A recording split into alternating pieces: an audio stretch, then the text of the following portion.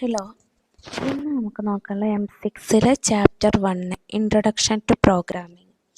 നമ്മൾ ഫസ്റ്റ് നോക്കാനുള്ളത് അൽഗോരിതം എന്താണെന്ന്.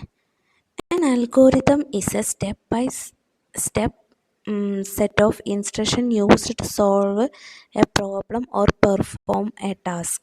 അതായത് ഒരു പ്രോബ്ലം സോൾവ് ചെയ്യാനോ ഒരു ടാസ്ക് പെർഫോം ചെയ്യാനോ വേണ്ടിയിട്ട് നമ്മൾ യൂസ് ചെയ്യുന്ന ഒരു സെറ്റ് ഓഫ് ഇൻസ്ട്രക്ഷൻസ്, അതായത് സ്റ്റെപ്പ് ബൈ സ്റ്റെപ്പ് ഉള്ള ഒരു സെറ്റ് ഓഫ് ഇൻസ്ട്രക്ഷൻസിനെയാണ് നമ്മൾ അൽഗോരിതം എന്ന് പറയുന്നത്. ഓക്കെ, അതായത് കമ്പ്യൂട്ടർ സയൻസിലെ algorithm tells the computer how to something in a logical order to get a correct result. അതൊരു കറക്റ്റ് റിസൾട്ട്, ഒരു കറക്റ്റ് ഔട്ട്പുട്ട് കിട്ടാനും വേണ്ടിയിട്ട് നമ്മൾ എങ്ങനെയാണ് നമ്മൾ കമ്പ്യൂട്ടറിന് അത് പറഞ്ഞു കൊടുക്കേണ്ടത്, ലോജിക്കലായിട്ട് നമ്മൾ എങ്ങനെയാണ് ഒരു ഓർഡർ കൊടുക്കുന്നത്, അതിനെയാണ് നമ്മൾ അൽഗോരിതം എന്ന് പറയുന്നത്. ഇനി അൽഗോരിതത്തിൻ്റെ ക്യാരക്ടറിസ്റ്റിക് എന്തൊക്കെയാണ്? Can be written in any language suitable to ഡെവലപ്പറിന് സ്യൂട്ടാവുന്ന രീതിയിൽ എങ്ങനെയും അൽഗോരിതം എഴുതാം. അതായത് ഡെവലപ്പറിന് എഴുതാൻ ഈസി ആയിട്ടുള്ള മെത്തേഡിലോ, അതായത് നമ്മൾ ഈ കമ്പ്യൂട്ടറിൻ്റെ ഇത് യൂസ് ചെയ്യുന്നവർക്ക് മനസ്സിലാവുന്ന രീതിയിലൊക്കെ നമുക്ക് അൽഗോരിതം എഴുതാൻ പറ്റും. നമുക്ക് മനസ്സിലാവുന്ന ഭാഷയിൽ നമുക്ക് ലാംഗ്വേജിൽ എഴുതാം. ഈസി ടു അണ്ടർസ്റ്റാൻഡ്, അതായത് പെട്ടെന്ന് മനസ്സിലാക്കണം. Very simple, complete, clear and systematic program flow. അതിൽ നിന്ന് തന്നെ മനസ്സിലാവണം എന്താണ് ഇവിടെ നടക്കാൻ പോകുന്ന പ്രോസസ്സ് എന്നുള്ളത് നമുക്ക് മനസ്സിലാക്കണം. No standard format and have no defined rules of writing.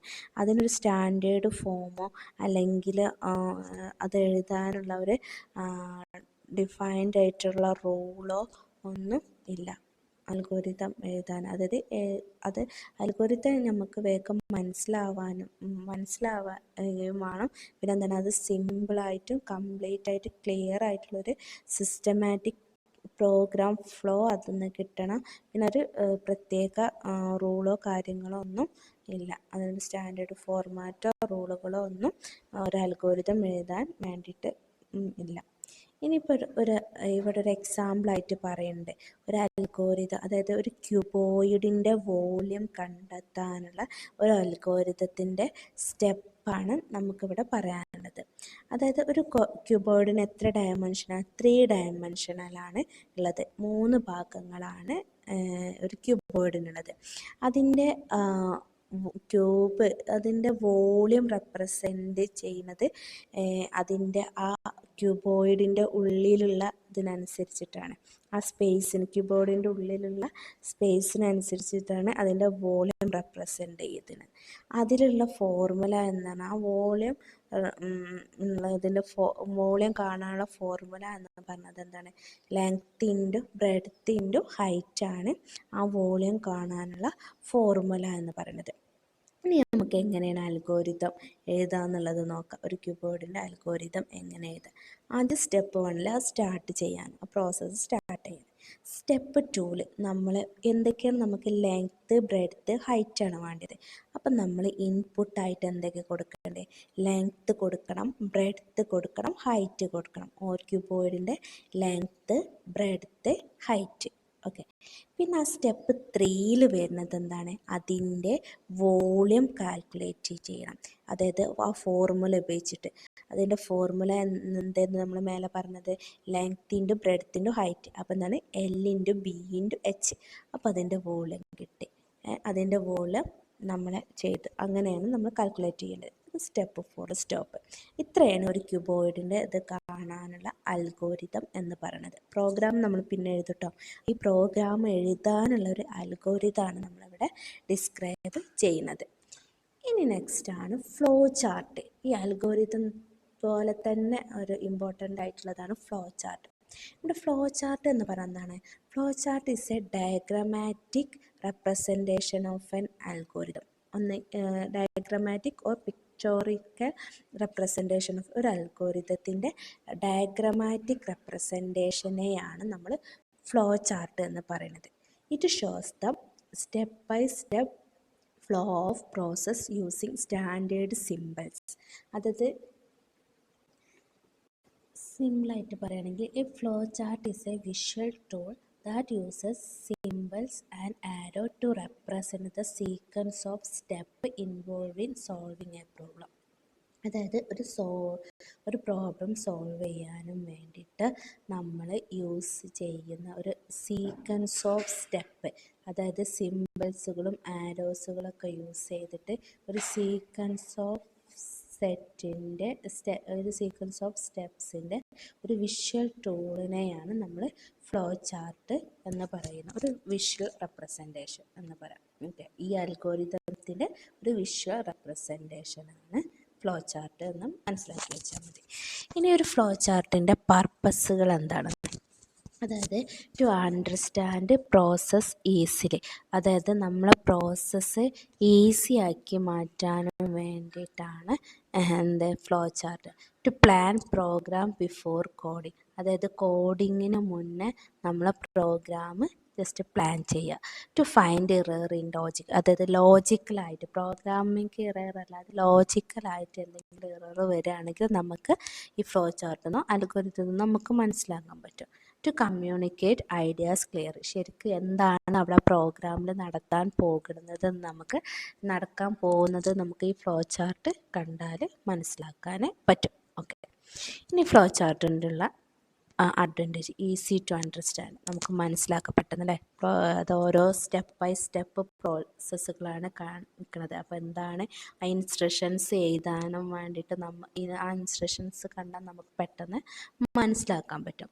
എന്താണ് better communication, they help explain the logic of a program or process clearly. Student teachers and അതായത് പ്രോഗ്രാമേഴ്സിനായാലും സ്റ്റുഡൻസിനായാലൊക്കെ എന്താണ് അത് പെട്ടെന്ന് അത് എക്സ്പ്ലെയിൻ ചെയ്യാനും വേണ്ടിയിട്ട് കഴിയും. ഒക്കെ എവിടെ എന്തൊക്കെ പ്രോസസ്സാണ് നടക്കുന്നത് എന്നുള്ളത് എക്സ്പ്ലെയിൻ ചെയ്യാൻ കഴിയും. ഹെൽപ്പ് ഇൻ പ്രോബ്ലം അനാലിസിസ്, അവിടെ എന്തെങ്കിലും സിമ്പിൾ സ്റ്റെപ്പിൽ എന്തെങ്കിലും പ്രോബ്ലങ്ങളൊക്കെ വരികയാണെങ്കിൽ നമുക്കത് അനാലിസിസ് എന്നിട്ട് അത് എറർ കറക്റ്റ് ചെയ്യാൻ പറ്റും. പിന്നെ guide program development, easy debugging, improve efficiency, good documentation, language independent.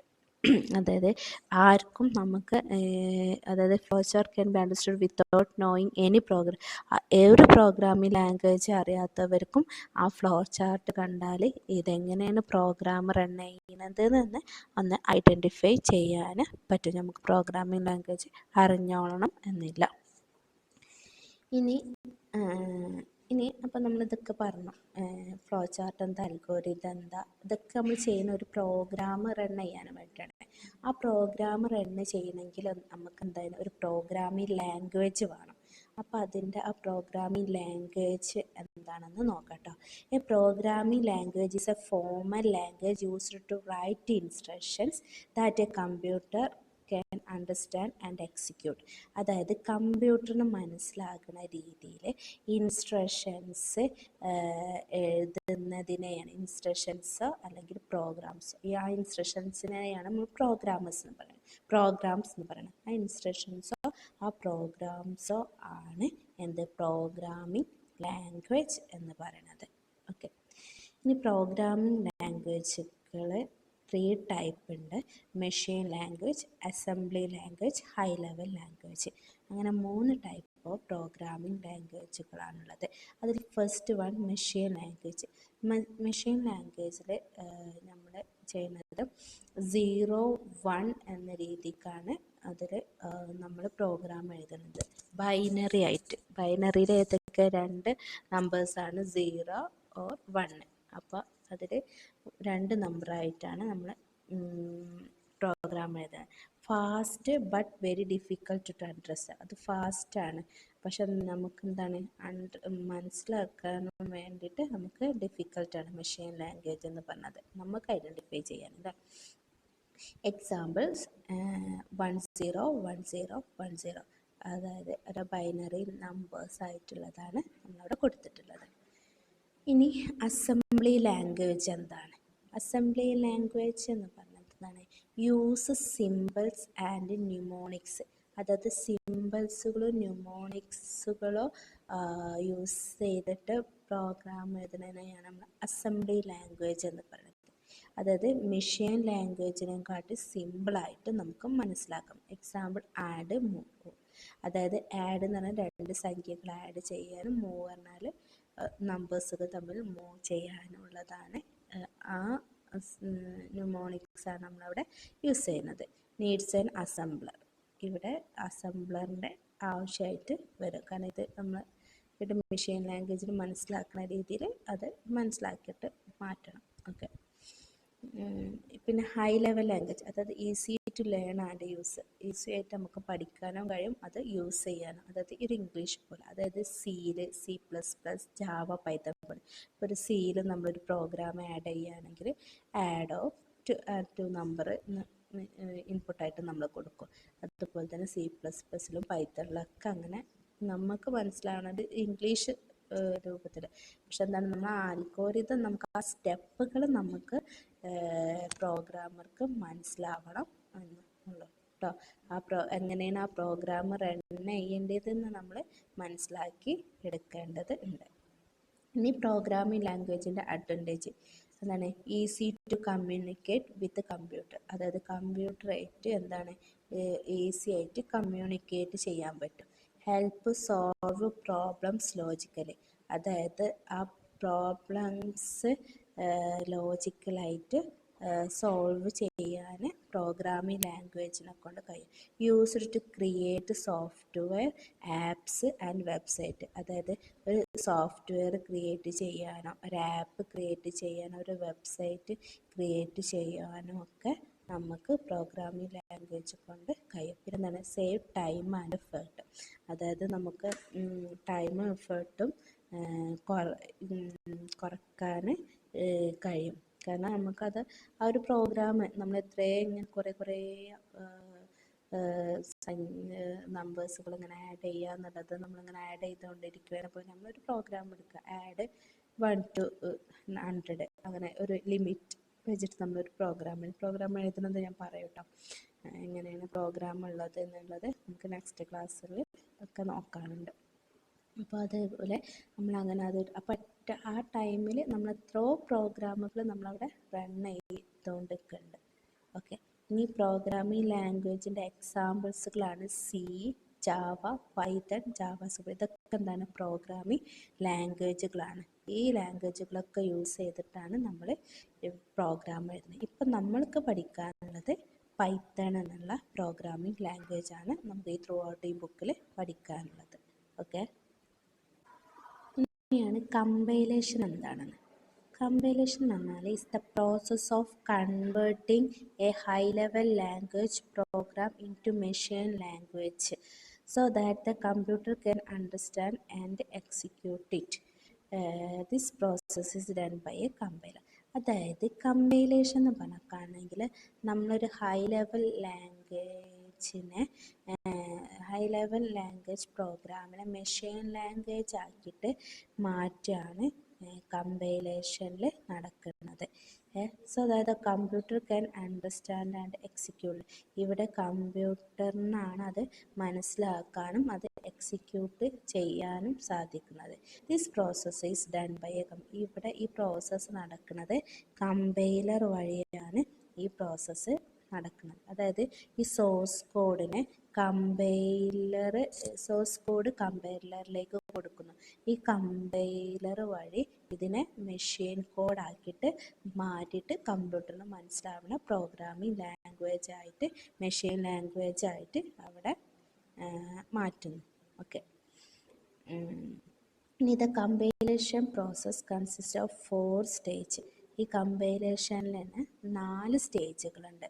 അതായത് pre processing, compilation, assembling and linking. അങ്ങനെ 4 പ്രോസസ്സാണ് കമ്പൈലേഷനിൽ ഉള്ളത്.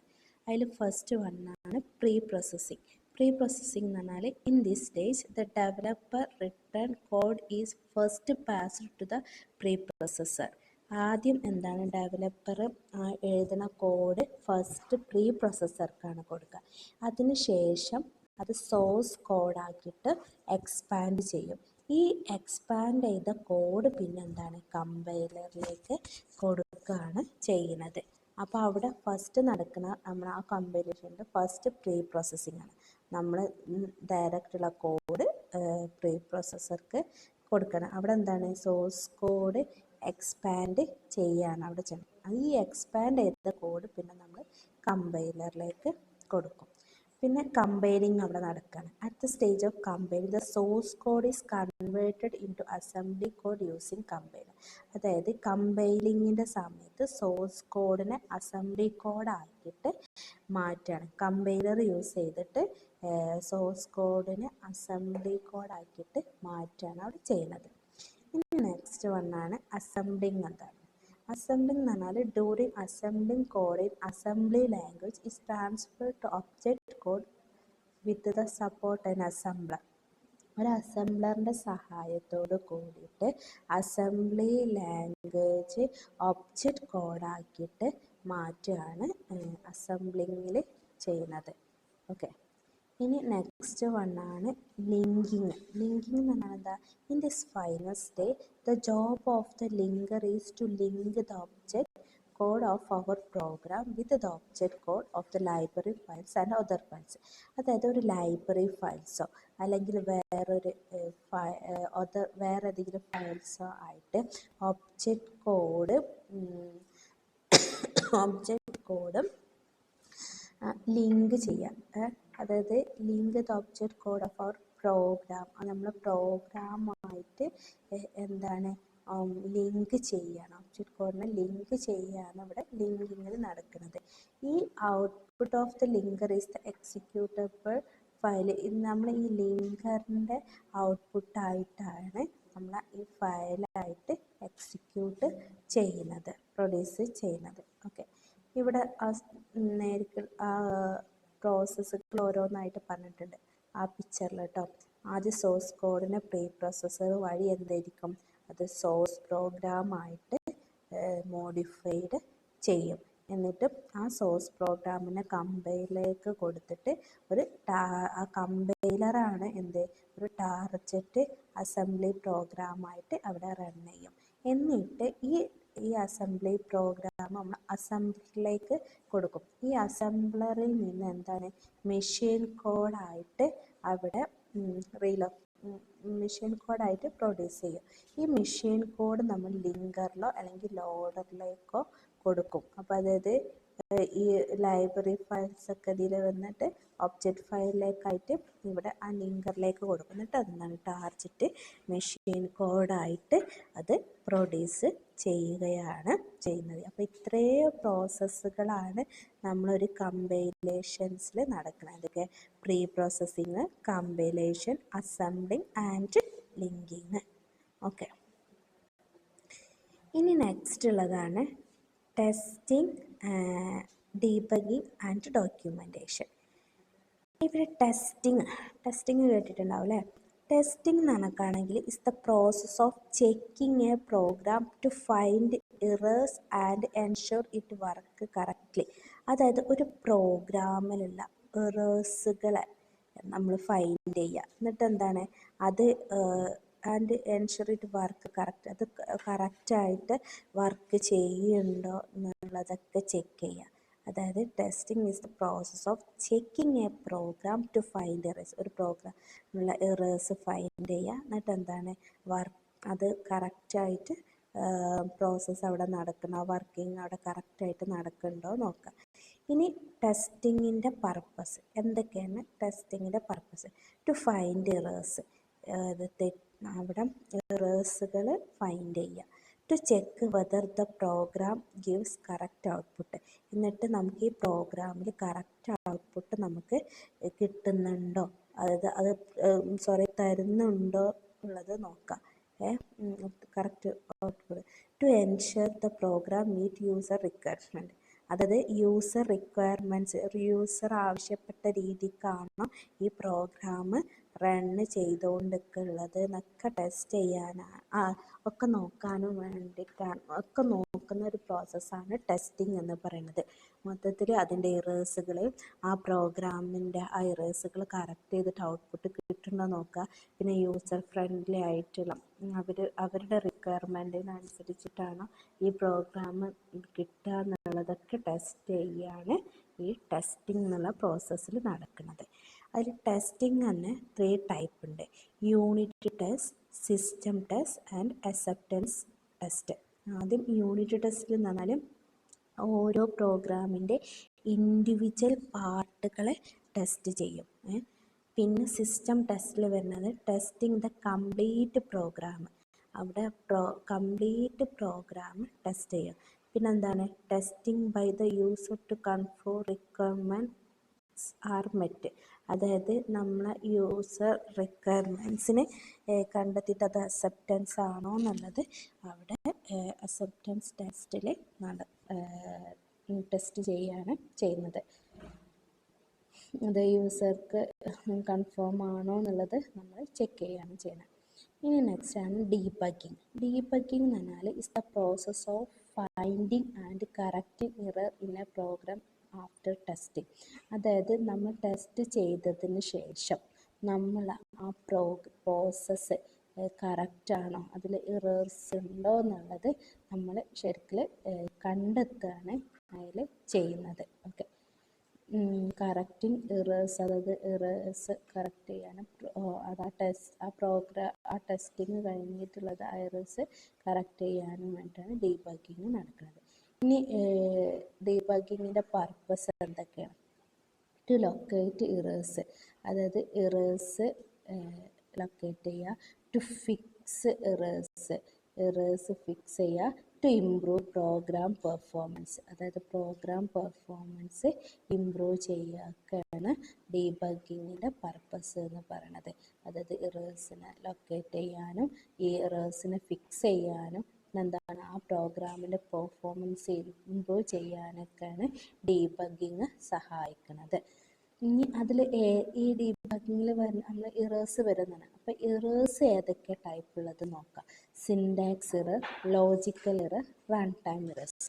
സിൻടാക്സ് ഇറർ എന്ന് പറഞ്ഞാൽ നമ്മൾ ആ പ്രോഗ്രാമിംഗ് ലാംഗ്വേജ് എഴുതുമ്പോൾ തന്നെ അവിടെ ഗ്രാമറിൽ മിസ്റ്റേക്ക് വരുന്നതാണ് സിൻടാക്സ് ഇറർ എന്ന് പറയുന്നത്. ഒരു പ്രോഗ്രാമിൻ്റെ സിൻടാക്സ് പറഞ്ഞാൽ ഒരു കറക്റ്റ് ഒരു രൂപം ഉണ്ടാവും. ആ രൂപത്തിൽ നിന്ന് അതിൽ മിസ്റ്റേക്ക് വരാം, അതിനാണ് സിൻടാക്സ് ഇറർ.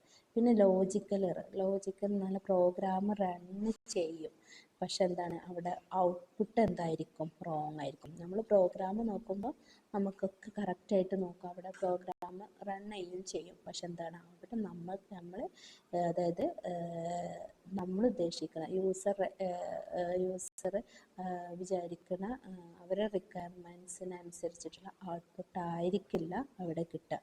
ഇനി run time error, errors that ഒക്കെ ഡ്യൂറിങ് പ്രോഗ്രാം എക്സിക്യൂഷൻ. ഇവിടെ പ്രോഗ്രാം എക്സിക്യൂഷൻ്റെ സമയത്ത് തന്നെ അവിടെ ഇറേഴ്സ് സംഭവിക്കും, അതിനെയാണ് റൺ ടൈം ഇറേഴ്സ് എന്ന് പറയുന്നത്. ഇനി നെക്സ്റ്റ് ആണ് ഡോക്യുമെൻറ്റേഷൻ. ഡോക്യുമെൻറ്റേഷൻ എന്ന് പറയുന്നത് എന്താണ്? Documentation is the written explanation of a program that help users and program understand and use it. അതായത് ഒരു റിട്ടൺ എക്സ്പ്ലനേഷൻ, ഒരു പ്രോഗ്രാമിൻ്റെ ഒരു റിട്ടൺ എക്സ്പ്ലനേഷനെയാണ് നമ്മൾ ഡോക്യുമെൻ്റ് എന്ന് പറയുന്നത്. അതെന്താണ് അവിടെ ചെയ്യുന്നത്?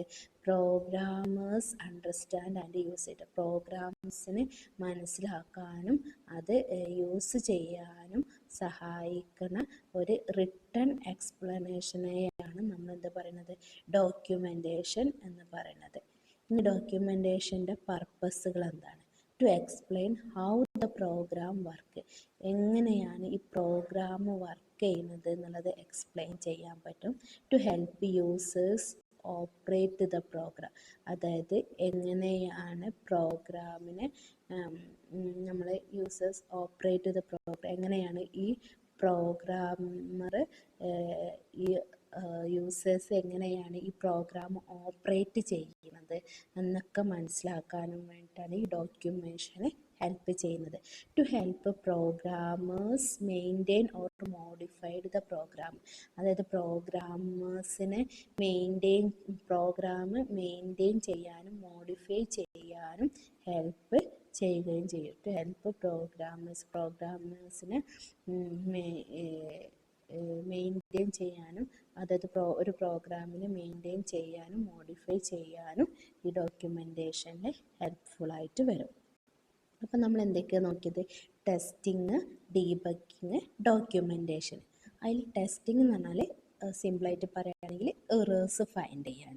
ഡീബഗ്ഗിങ് എന്ന് പറഞ്ഞാൽ നമ്മളെ എറേഴ്സ് ഫിക്സ് ചെയ്യാൻ. അവിടെ ആ എറേഴ്സ് അവിടെ വന്നിട്ടുള്ള ഔട്ട്പുട്ടായിരിക്കും അത് നമുക്ക് കിട്ടുക അല്ലേ. പിന്നെ ഡോക്യുമെൻറ്റേഷൻ എന്ന് പറഞ്ഞാൽ എക്സ്പ്ലെയിനിങ് ദ പ്രോഗ്രാം, ആ പ്രോഗ്രാം എങ്ങനെയാണ് റൺ ചെയ്തുകൊണ്ട് നിൽക്കുന്നത് എന്നുള്ളത് എക്സ്പ്ലെയിൻ ചെയ്യാനും ഡോക്യുമെൻറ്റേഷൻ ഹെൽപ്പ് ചെയ്യും. ഓക്കെ, ഇനി ഡോക്യുമെൻറ്റേഷൻ്റെ ടൈപ്സുകൾ ഏതൊക്കെയാണ് നോക്കാം. ഒരു സോഫ്റ്റ്വെയർ ഡോക്യുമെൻറ്റേഷൻ്റെ ടൈപ്പുകൾ. Software documentation is mainly classified in the following type. അതായത് ഫസ്റ്റ് വൺ ആണ് യൂസർ ഡോക്യുമെൻറ്റേഷൻ. യൂസർ ഡോക്യുമെൻറ്റേഷൻ എന്ന് പറഞ്ഞാൽ this documentation mean for end users. അതായത് ഇവിടെ എൻഡ് യൂസേഴ്സിന് വേണ്ടിയിട്ടാണ് ഈ ഡോക്യുമെൻറ്റേഷന് സഹായിക്കുന്നത്. എൻഡ് യൂസേഴ്സ് എന്ന് പറഞ്ഞാൽ നമ്മൾ ഈ പ്രോഗ്രാം ഉപയോഗിക്കുന്ന ആൾ കേട്ടോ, യൂസേഴ്സ്. അതിന് നമ്മൾ എൻഡ് യൂസർ എന്ന് പറയുന്നത്. പ്രോഗ്രാം മെയിനായിട്ട് മെയിനായിട്ട് കൊണ്ടു നടക്കുന്ന ആൾ. ഓക്കെ, ഇതിൻ്റെ പർപ്പസ് ആണ് to help users understand use the software. അതായത് യൂസേഴ്സിന് മനസ്സിലാക്കാൻ പറ്റും ഏതൊക്കെ സോഫ്റ്റ്വെയർ നമ്മൾ യൂസ് ചെയ്യുന്നത്, അതിൻ്റെ സോഫ്റ്റ്വെയർ യൂസ് ചെയ്യേണ്ട രീതിയും ഒക്കെ മനസ്സിലാക്കാൻ പറ്റും. അതിന് എക്സാമ്പിൾസാണ് യൂസർ മാനുവൽസ്, അതായത് ആ പ്രോഗ്രാം എങ്ങനെയാണ് കൊണ്ട് നടക്കേണ്ടത്, എങ്ങനെയാണ് നമ്മൾ റൺ ചെയ്യേണ്ടത് എന്നൊക്കെ അറിയാനും മനസ്സിലാക്കാനും വേണ്ടിയിട്ടാണ് ഡോക്യുമെൻറ്റേഷൻ എന്ന് പറയുന്നത്. അതിലുള്ള എക്സാമ്പിൾ യൂസർ മാനുവലുണ്ടാവും, എങ്ങനെയാണ് ഇത് പോവേണ്ടതെന്ന്. ഇൻസ്റ്റാളേഷൻ ഗൈഡുകളുണ്ടാവും. അപ്പം നമ്മൾ ഏതൊരു എക്യുപ്മെൻ്റ് വാങ്ങുകയാണെങ്കിലും അതിന് ഇൻസ്റ്റാളേഷൻ ഉണ്ടാവും. ഹെൽപ്പ് ഫയൽസ്, പിന്നെ FAQ ക്വസ്റ്റ്യൻസ് ഉണ്ടാവും. ട്യൂട്ടോറിയൽസ്, അതിൻ്റെ ട്യൂട്ടോറിയൽസ്, ഈ പ്രോഗ്രാം എങ്ങനെയാണ്. അതുപോലെ തന്നെ സോഫ്റ്റ്വെയർ എങ്ങനെയൊക്കെയാണ് ഇൻസ്റ്റാൾ ചെയ്യേണ്ടത് എന്നുള്ളതും അതിൻ്റെ എങ്ങനെയൊക്കെയാണ് അതിൻ്റെ ഓരോരോ ഓരോരോ പാർട്ടിൻ്റെ ഉപയോഗങ്ങൾ ഏതൊക്കെയാണെന്നുള്ളതൊക്കെ നമുക്ക് മനസ്സിലാക്കാൻ കഴിയും. നെക്സ്റ്റ് ആണ് ടെക്നിക്കൽ ഡോക്യുമെൻറ്റേഷൻ, അതായത് പ്രോഗ്രാമറിൻ്റെ documentation. This documentation is mean for developers and programmers. ഈ ഡോക്യുമെൻറ്റേഷൻ മീൻ ചെയ്യുന്നത് പ്രോഗ്രാമേഴ്സിനും ഡെവലപ്പേഴ്സിനും വേണ്ടിയിട്ടാണ് ഈ ടെക്നിക്കൽ ഡോക്യുമെൻറ്റേഷൻസ് ഹെൽപ്ഫുൾ ആവുന്നത്. അതിൻ്റെ പർപ്പസ് എന്ന് പറഞ്ഞതാണ് to explain how the software is design and develop. ഈ സോഫ്റ്റ്വെയർ എങ്ങനെയാണ് ഡിസൈൻ ചെയ്യുക, അതെങ്ങനെയാണ് ഡെവലപ്പ് ചെയ്യുക എന്നുള്ളതാണ് ഈ ടെക്നിക്കൽ ഡോക്യുമെൻറ്റേഷനിൽ പറയുന്നത്. To help in maintain and future update. പിന്നെ ഇവിടെ മെയിൻറ്റെയിൻ ചെയ്യാൻ, ഫ്യൂച്ചറായിട്ട് അപ്ഡേറ്റ് എങ്ങനെയാണ് ഇതിങ്ങനെ ഈ സോഫ്റ്റ്വെയർ എങ്ങനെ മെയിൻറ്റെയിൻ ചെയ്യണം, പിന്നെ ഫ്യൂച്ചറിൽ ഇത് എങ്ങനെ അപ്ഡേറ്റ് ചെയ്യണം, പുതിയ ഇതൊക്കെ വന്നിട്ട് എങ്ങനെയാണിത് പുതിയ അപ്ഡേഷൻസുകൾ വന്നിട്ട് എങ്ങനെയാണിത് നമ്മൾ അപ്ഡേറ്റ് ചെയ്യുന്നത് എന്നുള്ളതൊക്കെ ഹെൽപ്പ് ചെയ്യുന്നത് ഈ ടെക്നിക്കൽ ഡോക്യുമെൻറ്റേഷൻ വഴിയാണ്. എക്സാമ്പിളായിട്ട് ഈ ടെക്നിക്കൽ ഡോക്യുമെൻറ്റേഷൻസിന് എക്സാമ്പിളാണ് source code comments, algorithm, flow chart, system design document, data dictionaries. ഇതൊക്കെ വഴി നമ്മൾ ആ സോഫ്റ്റ്വെയർ എങ്ങനെയാണ് മെയിൻറ്റെയിൻ ചെയ്യുന്നത് എന്നുള്ളത് നമുക്ക് ആ സോഫ്റ്റ്വെയർ എങ്ങനെ ഡിസൈൻ ചെയ്യുന്നത്, മെയിൻറ്റെയിൻ ചെയ്യണം, ഡെവലപ്പ് ചെയ്യണം, ഇതൊക്കെ മനസ്സിലാക്കാൻ സഹായിക്കും. ഇനി നെക്സ്റ്റ് ആണ് സിസ്റ്റം ഡോക്യുമെൻറ്റേഷൻ. സിസ്റ്റം ഡോക്യുമെൻറ്റേഷൻ എന്ന് പറഞ്ഞാൽ ഓവറോൾ സിസ്റ്റം, നമ്മൾ പ്രോഗ്രാം റൺ ചെയ്യുന്ന ഓവറോൾ സിസ്റ്റത്തിനെ ഡിസ്ക്രൈബ് ചെയ്യാനും വേണ്ടിയിട്ടാണ് സിസ്റ്റം ഡോക്യുമെൻറ്റേഷന് സഹായിക്കുന്നത്. To explain system architecture and operation. ഒരു സിസ്റ്റത്തിൻ്റെ ആർക്കിടെക്ചറോ ഒരു സിസ്റ്റത്തിൻ്റെ ഓപ്പറേഷനോ എക്സ്പ്ലെയിൻ ചെയ്യാനും വേണ്ടിയിട്ടാണ് സിസ്റ്റം ഡോക്യുമെൻറ്റേഷൻ സഹായിക്കുന്നത്. അതിന് എക്സാമ്പിൾസ് ആണ് സിസ്റ്റം റിക്വയർമെൻറ്റ്സ്, ഡാറ്റാബേസ് ഡിസൈന്, hardware and software specification, system flow diagrams. അതായത് സിസ്റ്റത്തിൽ ആവശ്യമായിട്ടുള്ള റിക്വയർമെൻറ്റ്സ് എന്താണ്, ഡാറ്റാബേസ് ഡിസൈൻ എന്താണ്, ഹാർഡ്വെയർ ആൻഡ് സോഫ്റ്റ്വെയർ സ്പെസിഫിക്കേഷൻ, പിന്നെ സിസ്റ്റം ഫ്ലോ ഡയഗ്രാംസ് ഒക്കെ എക്സ്പ്ലെയിൻ ചെയ്യുന്നത് സിസ്റ്റം ഡോക്യുമെൻറ്റേഷനാണ്. ഇനി നെക്സ്റ്റ് ആണ് ഓപ്പറേഷണൽ ഡോക്യുമെൻറ്റേഷൻ. ഓപ്പറേഷണൽ ഡോക്യുമെൻറ്റേഷൻ എന്ന് പറഞ്ഞാൽ this documentation used by system administrator or operator. ഇവിടെ സിസ്റ്റം അഡ്മിനിസ്ട്രേറ്ററോ അല്ലെങ്കിൽ ഒരു ഓപ്പറേറ്ററോ ആണ് ഈ ഓപ്പറേഷണൽ ഡോക്യുമെൻ്റ് യൂസ് ചെയ്യുന്നത്. അതായത് ഈ സിസ്റ്റം മാനേജ് ചെയ്യുന്ന ആളാണ് മെയിനായിട്ട് ഓപ്പറേഷണൽ ഡോക്യുമെൻ്റ് യൂസ് ചെയ്യുന്നത്. ഇതിൻ്റെ പർപ്പസ് എന്ന് പറഞ്ഞാൽ എന്താണ്, how to operate and maintain. ഈ സിസ്റ്റം എങ്ങനെയാണ്, അതായത് ഈ അഡ്മിനിസ്ട്രേറ്ററിൻ്റെ മെയിനായിട്ടുള്ള ഡ്യൂട്ടി എന്ന് പറയുന്നത് എന്താണ്, അത് ആ സിസ്റ്റം എങ്ങനെ ഓപ്പറേറ്റ് ചെയ്യണം, അങ്ങനെ മെയിൻറ്റെയിൻ ചെയ്യണം. അത് തന്നെയാണ് ഇവിടെ നടക്കുന്നത്. ഓക്കെ, അതിന് എക്സാമ്പിൾസുകളാണ് എന്താണ്, ബാക്കപ്പ് പ്രൊസീജിയേഴ്സ്. അതായത് നമ്മൾ ആ സിസ്റ്റത്തിൻ്റെ ബാക്കപ്പ് എടുക്കുക, നമ്മുടെ ഡാറ്റകൾ ലോസ്റ്റ് ആവാതെ ഇരിക്കാനും വേണ്ടി അതിനെ ബാക്കപ്പ് ചെയ്യുക. പിന്നെ റിക്കവറി ഇൻസ്ട്രക്ഷൻസ് നൽകുക. പിന്നെ സെക്യൂരിറ്റി ഗൈഡൻസ്, കോൺഫിഗറേഷൻ മാനുവൽസ്, അതായത് അതിൻ്റെ പ്രോസസ്സ് കൃത്യമായിട്ട് പോവുക. പിന്നെന്താണ്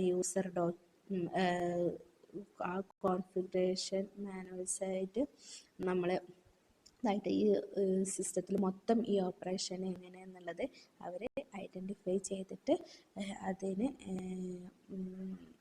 കറക്റ്റായിട്ടുള്ള ഒരു ഇത് നമുക്ക് നടത്തേണ്ടതായിട്ട് വരുന്നതൊക്കെ എന്താണ്, ഈ ഓപ്പറേഷൻ ഡോക്യുമെൻറ്റേഷനിലാണ്. മൊത്തമായിട്ടുള്ള അതിൻ്റെ ബാക്കപ്പ് എടുക്കുക, അതിൻ്റെ റിക്കവറി നടത്തുക, അതിൻ്റെ സെക്യൂരിറ്റിയൊക്കെ ഇമ്പോർട്ടൻസ് കൊടുത്തിട്ട് ആ സോഫ്റ്റ്വെയർ മൊത്തത്തിൽ അവരത് കൺട്രോൾ ചെയ്യുക. ഓപ്പറേഷൻ ഡോക്യുമെൻറ്റേഷൻ യൂസ് ചെയ്ത് അവിടെ ആ ഓപ്പറേഷൻ ഡോക്യുമെൻറ്റേഷനിലാണ് നടക്കുന്നത്. അതായത് മൊത്തത്തിൽ എങ്ങനെയാണ് ഓപ്പറേറ്റ് ചെയ്യുക, ആ സിസ്റ്റത്തിന് എങ്ങനെ ഓപ്പറേറ്റ് ചെയ്യുക, അങ്ങനെ മെയിൻറ്റെയിൻ ചെയ്യുക എന്നുള്ളതാണ് ഓപ്പറേഷൻ ഡോക്യുമെൻറ്റേഷനിൽ പറയുന്നത്. ഇപ്പം നമ്മൾ പറഞ്ഞു user documentation, technical documentation, system documentation, operation ഡോക്യുമെൻറ്റേഷനൊക്കെ അത് ആർക്കൊക്കെയാണെന്നുള്ളത് നമുക്ക് നോക്കാം. അതായത് യൂസർ ഡോക്യുമെൻറ്റേഷൻ ഇതാവുന്നത് യൂസേഴ്സിന് വേണ്ടിയിട്ടുള്ളത്. സിമ്പിളായിട്ട് പറയുകയാണെങ്കിൽ യൂസർ ഡോക്യുമെൻറ്റേഷൻ യൂസേഴ്സിന് വേണ്ടിയിട്ട്, ടെക്നിക്കൽ ഡോക്യുമെൻറ്റേഷൻ വേണ്ടത് പ്രോഗ്രാമേഴ്സിനാണ് യൂസ്ഫുൾ ആവുക. ആർക്കൊക്കെയാണ് യൂസ്ഫുൾ ആവുക എന്നുള്ളതാണ് കേട്ടോ. യൂസർ ഡോക്യുമെൻറ്റേഷൻ യൂസേഴ്സിന്, ടെക്നിക്കൽ ഡോക്യുമെൻറ്റേഷന് പ്രോഗ്രാമേഴ്സിന്, സിസ്റ്റം ഡോക്യുമെൻറ്റേഷൻ സിസ്റ്റം ഡീറ്റെയിൽസിന്, അതായത് ഒരു സിസ്റ്റത്തിൻ്റെ ഡീറ്റെയിൽസ് കിട്ടാനും വേണ്ടിയിട്ടാണ് സിസ്റ്റം ഡോക്യുമെൻറ്റേഷൻ.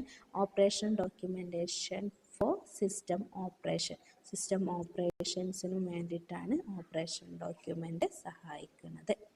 ഓക്കെ, അപ്പം നമ്മൾ ആ ഫസ്റ്റ് ചാപ്റ്റർ കംപ്ലീറ്റായി. ചെറിയ ചാപ്റ്ററാണ്. അപ്പോൾ നമ്മളൊരു പ്രോഗ്രാം എഴുതുന്നതിൻ്റെ മുന്നേ, ഒരു പ്രോഗ്രാമിനെ കുറിച്ച് നമ്മൾ പഠിക്കാൻ പോകുന്നതിന് മുന്നേ എന്താണ് അൽഗോരിതം, എന്താണ് ഫ്ലോ ചാർട്ട്, എന്താണ് പ്രോഗ്രാമിംഗ് ലാംഗ്വേജ് എന്നൊക്കെ നമ്മൾ മനസ്സിലാക്കിയിട്ട് ഇരിക്കണം. എങ്ങനെയാണ് ഒരു പ്രോഗ്രാം റണ്ണ് ചെയ്യുന്നത് എന്നൊക്കെ നമ്മൾ മനസ്സിലാക്കിയിട്ട് വെക്കേണ്ടതുണ്ട്. അപ്പോൾ അത്രയാണ് ഈ ചാപ്റ്ററിൽ പറഞ്ഞിട്ടുള്ളത്.